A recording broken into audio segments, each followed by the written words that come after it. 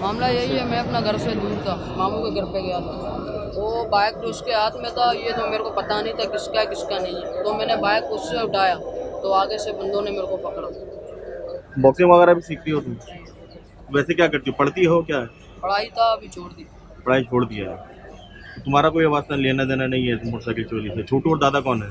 छोटू और दादा, वो मेरा मामू का लड़का है, हमारी फोर में रहता है। वो छोटू उसी का दोस्त है, उसी से मैंने बाइक लिया। तो क्या बोल के लिया था भाई? मैंने बाइक इसी लिया, मैंने बोला दे मैं थोड़ा जाके आऊँगा इसीलिए। बाइक चलाते हो तुम? जी, अपना पास भी बाइक है। अपने पास भी बाइक है? के बेबी है, कोई गुनाह है क्या? गुनाह नहीं किया, कोई जुल्म नहीं किया, कोई वारदात, कोई चोरी नहीं किया, और दे दिया कि बलूचिस्तान में लेके जाता है।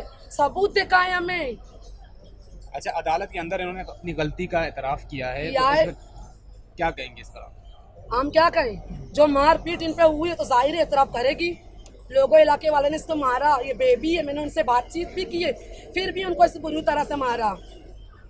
अच्छा, आप ये बताएं कि आपने एतराफ़ किया है गलती का, गलती तस्लीम की है, तो कोई और फैमिली मेम्बर आपके साथ है इस मामले में या इल्ज़ामात ही हैं? आए वासे थे, दो लड़के आगे से गाड़ी किसी और ने मेरे को दिया था, मेरे को पता नहीं था ये चोरी का गाड़ी है। जब मैं आगे जा रहा था तो आगे से बंदों ने मेरे को पकड़ा। वो इलाका भी मेरा मोहल्ला नहीं था, ना वहाँ पे कोई मेरा जान पहचान बल्दिया में रहते, नेवल बल्दिया में कोई रहते, भी नहीं था, ना मेरा जान पहचान वाला कोई भी वहाँ पे नहीं था।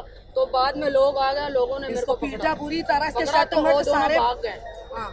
बस।